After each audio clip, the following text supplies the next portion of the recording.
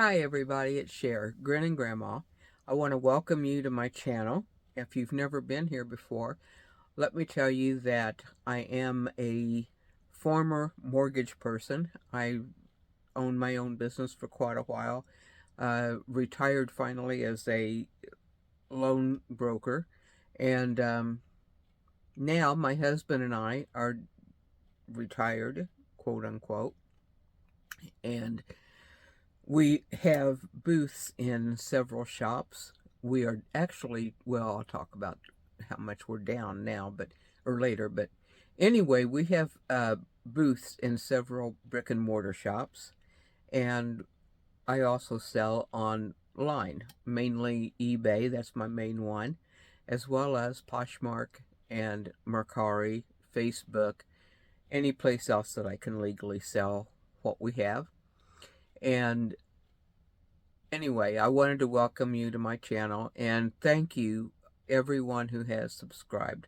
If you haven't subscribed yet, please look below and there is a subscribe button. If you could push that, I'd really appreciate it. It would help me and the channel out quite a bit.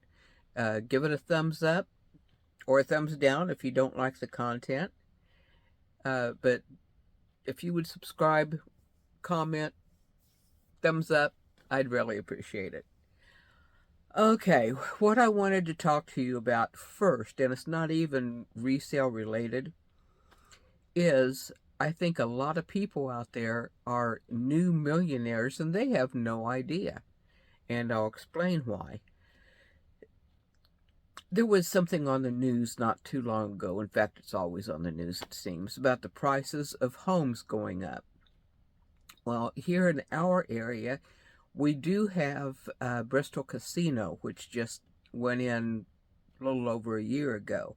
And I do know that that is driving the price of our homes in the area upward quite a bit. But I've also noticed that they've gone up substantially in other areas too. And I'm going to give you an example. When we bought this house 23, 24 years ago, we paid something like, I think it was under 75,000. And now, according to all the letters I'm getting in the mail from people who want to list it, it's worth about 200,000. I would not pay 200,000 for this house. I would take 200,000 for this house, but nah, I wouldn't pay it. But anyway, I have seen so many 2-bedroom, 1-bath houses with no land, at least ours has some land to it, with no land, and it's upward of 185 or more. And for this area, give me a break. But it's happening in all the areas, it seems like. And you might want to take a look at the value of your home, especially if you're an older person and you're thinking about downsizing, because the value of your property might really, really surprise you. Who knows? You might be a millionaire. No kidding. Just, take a look at the comps and check around. Just whatever you do with your property is, of course, your business, not mine. I just kind of wanted to put a little bug in your ear there and, give you an idea, because you never know. You just never know. And, if you're thinking about a reverse mortgage, think really hard about it, by the way, because I actually wrote the first article on reverse mortgages. I wrote it when I lived in Northern California and did it for a magazine. Excuse me. I wrote it for a magazine called Financial Freedom Report. I think that it went out of business not too long ago. But anyway, I did an article on that, and it was also syndicated and picked up in some of the other California publications. I wrote an article for, now I'm even trying to remember the name of it. It was kind of like a business journal. It's a newspaper, weekly newspaper that they publish in Southern California. It was called Mortgage Matters, And the same article also appeared in Northern, yeah, Northern California Home and Garden. And reverse mortgages first started out as a life insurance policy, and then somehow it migrated to be a mortgage, and it's supposed to actually pay you for the equity in your house. Now, you do get paid monthly for that equity, but what happens to your current equity? It shrinks, it goes down. So the value of your property might be going up, but the amount of money that you owe on it is also going to go up. So just really think about it. I don't do mortgages anymore. I'm not trying to sell you anything. Just wanted to tell you that. Okay. Enough of that now. So, I think most of you know that I very, very seldom go out and actually look for bargains or items to sell. And the reason for that is that we've got so many, and that is not boasting. I'm actually embarrassed by it. So I've offered our warehouse to several people around this area if they want to come picking it, and pay me for what they have. That's fine. We do have money in it. We do have storage money in it. So, yeah, I want something out of it. But trust me, it's not going to be a lot of money. Um, but anyway, we have one big warehouse and several smaller warehouses or storage areas. And so, anyway, I don't go sourcing. I don't feel like I need to. We've got so much stuff, and I really don't need more stuff. So, with that in mind, I'm going to turn the camera around and just show you a few of the things that I picked yesterday from one of the buildings here on our property. So, don't be shocked. Be right back here. Hold on.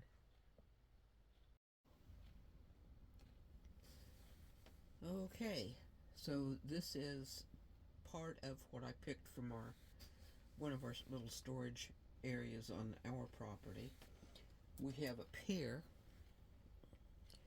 of this double-armed candlestick holder, and I'm not too sure who made this. I'm going to have to do some research before I put it online, and I will be putting it online instead of putting it in one of our shops.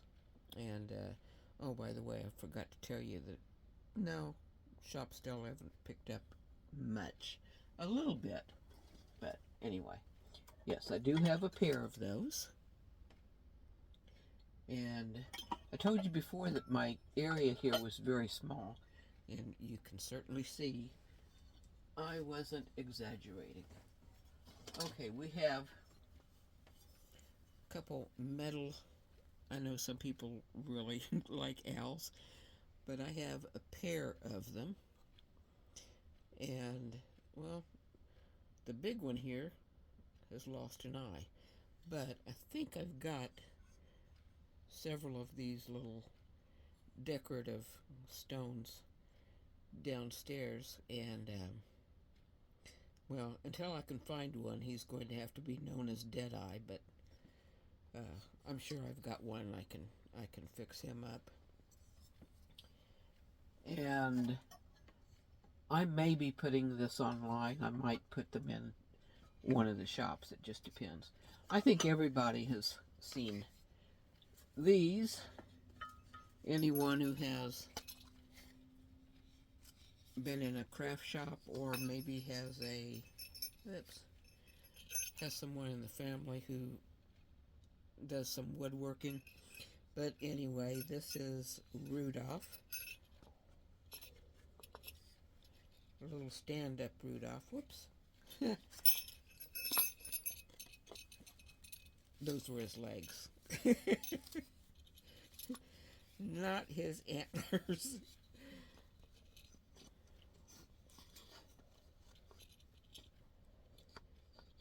Anyway, you get an idea of how he's supposed to work. Excuse me. If I can let go of him, there you go.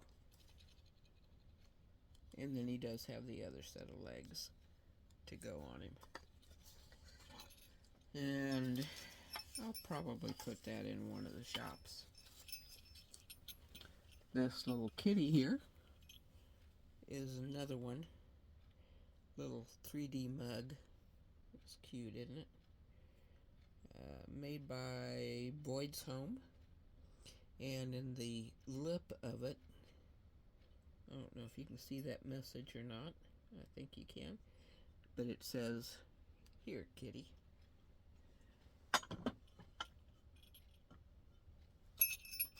And that will go into one of our shops because the mugs seem to do pretty well there, but particularly the items that have kittens or cats on them are real popular.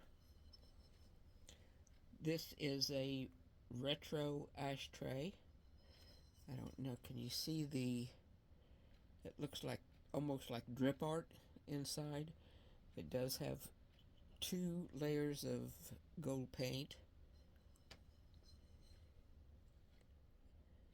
And it does have a couple issues on it. I remember seeing a chip somewhere. But I'll disclose that. There it is, right here and right there. So I will disclose that, but this will also be going online. This probably should have been a Watson for me, but it is not handmade. It's commercially made, and it is a very large dip pan. I remember growing up, my one of my uncles had a well, and they had this or something like it inside the bucket, and that's how you would dip your water, and everybody would drink out of this thing. It's a wonder we didn't have many more colds back then.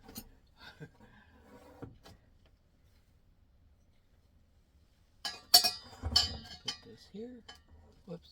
Now, all of these need to be cleaned, by the way. I haven't cleaned any of them, keeping in mind that they've been stored in one of our storage areas. This, excuse me, my lungs are giving me problems today, is actually a mixing bowl. It looks like it might have actually fit inside one of those large mixing bowl stands, but I believe this is probably mayonnaise glass, or doggone it, what do you call it? Man. Anyway, not mercury. Anyway, it's got some kind of metal in it, and I'm sure if I had a black light, it would glow under it. But it is a mixing bowl. It got a little handle and the spout on it. This will be going online. I've got a pair of salt and pepper shakers here. They're heavy and they feel like silver, but they're not. They're just silver coated, and but very nice.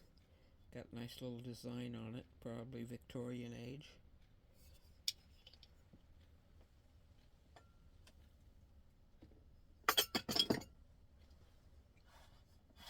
Okay, I pulled out this turkey because Turkey Day is coming soon. It's a little vase. You could, I guess you could put some candy in it, maybe some lollipops or something like that. And again, it has a couple issues, nothing that you can really see on the outside, but on the inside, now I don't know, I think you can probably see those little tracks. They don't go all the way through And it could be something that was actually done during the manufacturing of this, but I don't know. I think it's probably USA. It doesn't have a mark on it, but it sure looks like USA to me. Okay, and then we've got a set of wine glasses.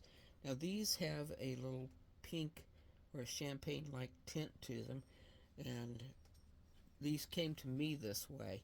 So it looks like maybe someone was getting ready for a wedding, or maybe I don't think they were used in a wedding. Maybe they were, who knows, maybe we had a runaway bride or groom. But anyway, I will remove this, and I'm not too sure if I want to put this online or in a shop. Usually, now, wine glasses do not do well in brick and mortar shops, and unless they are colored. If they're plain clear glass, it seems like nobody wants them. If they're etched, or if there's a design on them, and maybe it's made by somebody that's a preferred manufacturer, and that's a different story. So, but since those do have a little tint to them, I'll probably put them in the shops. We have here a handmade apron. I've got a lot of aprons right now in my online shops, by the way. So because I've got so many, I may end up putting this in one of the brick and mortar shops. Why? Because they're doing so well, of course. And I'm being facetious. This, again, I think maybe someone was getting ready for a wedding. It's kind of cute, isn't it? It's a little burlap purple rose, and there's several of them. And I don't know what I'm going to do with them. I may just kind of scatter them around my displays, in the shops, or I don't know. If anybody out there wants them, tell you what, I'll just give them to you.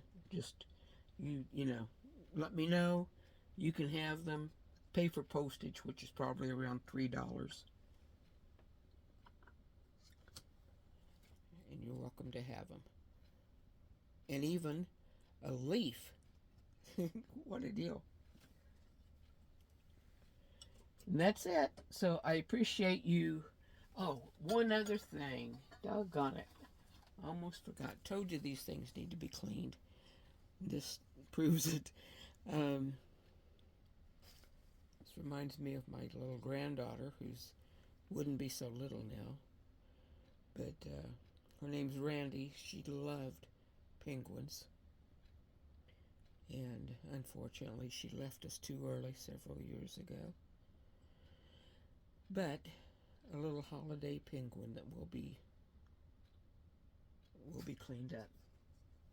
That's it. Thanks again for watching, and please, if you would, give me a thumbs up and subscribe to the video. If you comment, that would be icing on the cake. I appreciate you. Thanks so much. Bye-bye.